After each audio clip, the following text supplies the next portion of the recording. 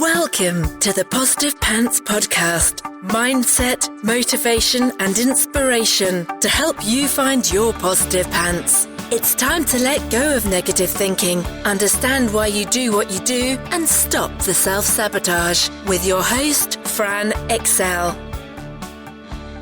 Welcome to the show. As always, it's Fran Excel, your resident subconscious success mentor, helping you find your very own pair of positive pants so you can get out of your own way and live a life that you love. If you want to stop self-sabotaging your own success and let go of the stress, then you are in the right place, my friend.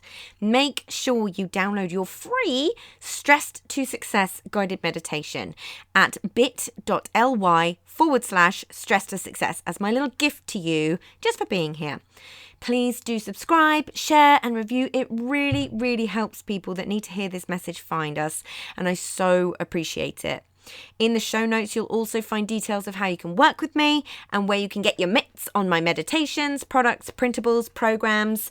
You can find it through the link in my bio on Instagram, which is my favorite place to hang out. So please do come join me over there at I'm Fran Excel. Tag me in your takeaways, slide into my DMs. I'm here for it. So that's the formalities over, my love. So let's jump to the content.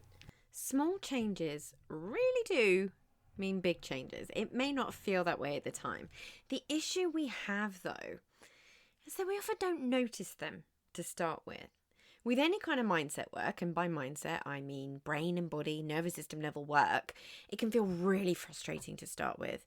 You're putting in all the effort, and it really does feel like effort because you're going against your rehearsed and repeated familiar patterns that your brain likes you to follow.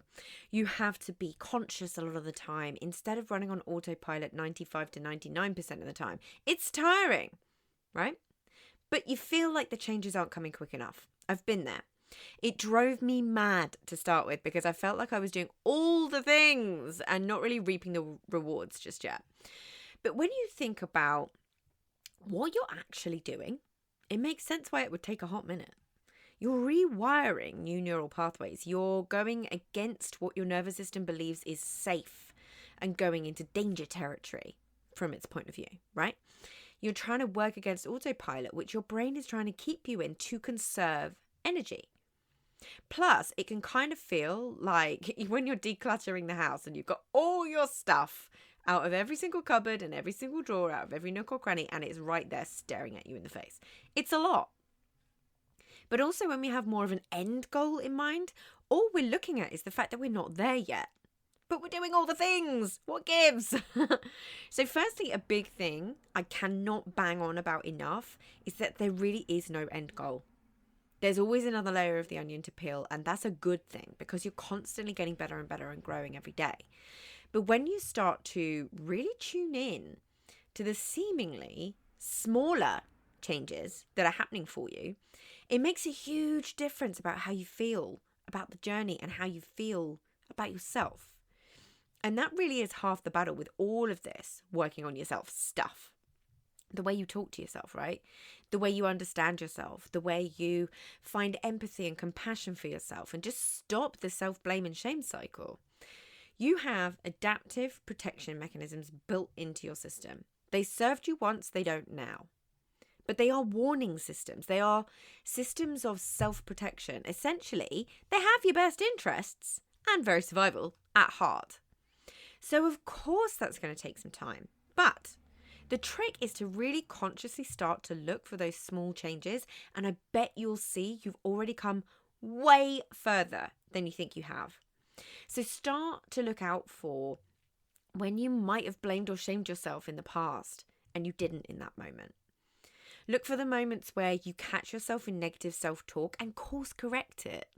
You start with, you're so stupid. You catch yourself, hang on. No, you're not stupid. You can do this. Yes, your natural instinct was to blame and shame yourself, but you caught yourself in that unconscious pattern and didn't stay in it. Don't underestimate how much of a big deal that is in itself. You may have talked to yourself that way for multiple decades, and you just talk back. Kudos.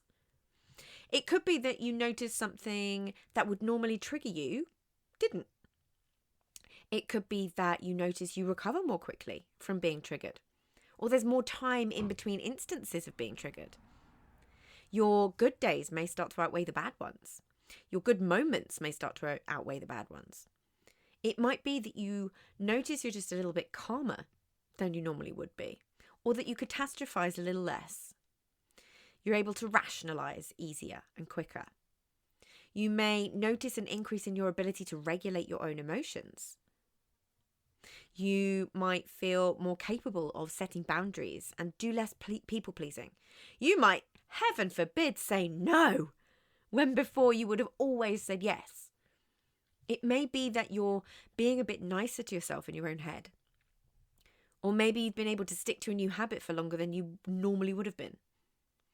You may just feel like slightly more self-assured. You may just notice that you're less reactive than you were, less combative. You might have more capacity to just cope with what life throws at you.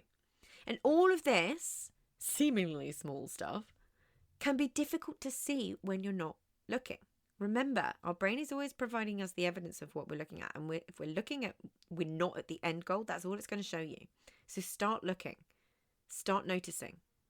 I bet you'll find you've made way more progress than you're giving yourself credit for. These seemingly small changes are actually huge. They're huge. They all add up to that moment in the future when you realize how different everything is for you. When you look back, when you realize that you're not that person with low self-esteem beating themselves up, believing that they aren't capable of doing the things that they see other people doing. Looking at them thinking, why not me? You're not that person anymore. You're the person who is confident in themselves and their own abilities, that knows that even if you have a bad day, it doesn't mean you're bad or you're wrong. That person who is curious to what negative thoughts, feelings, and emotions might be trying to tell you, rather than judging them, suppressing them, or judging yourself for them being there. Look, we love instant gratification as a society. We've been conditioned to expect it. I want all the results and I want them now, right? And I want to champion the small steps and the small changes that happened over time. Think about compound interest, right? The same applies here.